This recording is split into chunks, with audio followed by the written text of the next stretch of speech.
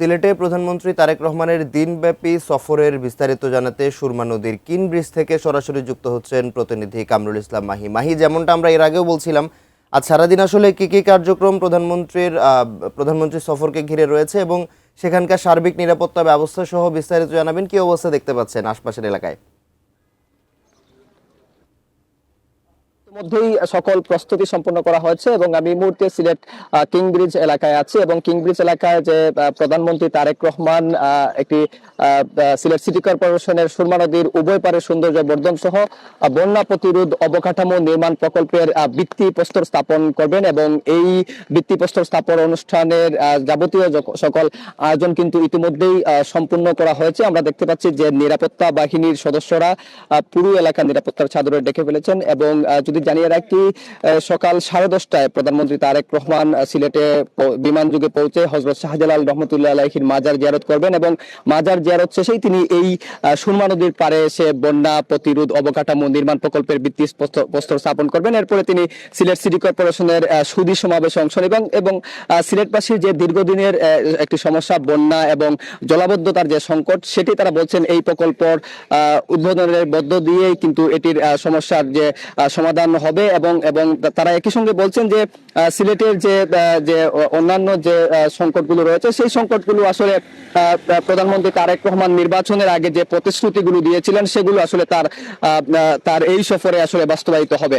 সব মিলিয়ে বলা চলে যে আজ যে প্রধানমন্ত্রী তারেক রহমানের বিভিন্ন কর্মসূচি রয়েছে সেই বিভিন্ন কর্মসূচিকে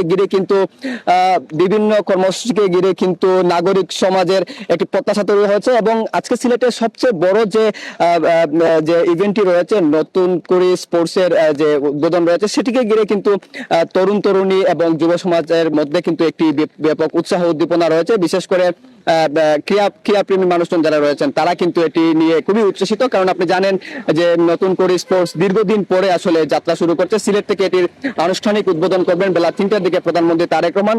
সিলেট জেলা স্টেডিয়ামে ইতিমধ্যেই সকল প্রস্তুতি সম্পূর্ণ করা হয়েছে। এরপরেই কিন্তু যে তারেক রহমান বাসিয়া খালের পুনর্খনন করবেন। আপনি জানেন যে প্রয়াত রাষ্ট্রপতি জিয়াউর রহমানের স্মৃতি বিজড়িত বাসিয়া খালে তারেক রহমান যাবেন এবং দেশব্যাপী যে খাল পুনর্খননের যে প্রক্রিয়া, সেই প্রক্রিয়ার অংশ হিসাবে কিন্তু আজকে খাল পুনর্খনন তিনি করবেন এবং এই খাল পুনর্খননের মধ্য দিয়ে কিন্তু সিলেটের 5টি উপজেলার যে বিভিন্ন যে জলাবদ্ধতার সংকট এবং কৃষি উৎপাদনের যে বিষয়টি, সেটি আসলে সমৃদ্ধ হবে এবং যে পরিবেশগত ভারসাম্য, সেই পরিবেশগত ভারসাম্যর বিষয়টি আসলে রক্ষা হবে বলে কিন্তু সিলেটবাসী বলতেন। তো সব মিলে বলা চলে যে জনপ্রত্যাশা তৈরি হয়েছে, সেই জনপ্রত্যাশা কিন্তু এখন অনেকটাই তুঙ্গে, কারণ প্রধানমন্ত্রী হিসেবে তারেক রহমানের এই প্রথম সফরটি কিন্তু সিলেটে হচ্ছে এবং তারেক রহমানের যেহেতু সিলেটে একটা আত্মীয়তার বন্ধন রয়েছে, তিনি যখন প্রথম নির্বাচনী প্রচারণা শুরু করেছিলেন তিনি কিন্তু সিলেটের শাহজালাল শাহপুরানের মাজার জিয়ারত করে তিনি প্রচারণা শুরু করেছিলেন। প্রচারণাকালে তিনি সিলেটের ঐতিহাসিক আলিয়া মাদ্রাসা মাঠে বক্তব্যের মধ্য দিয়ে তিনি বলছিলেন যে সিলেটের বিভিন্ন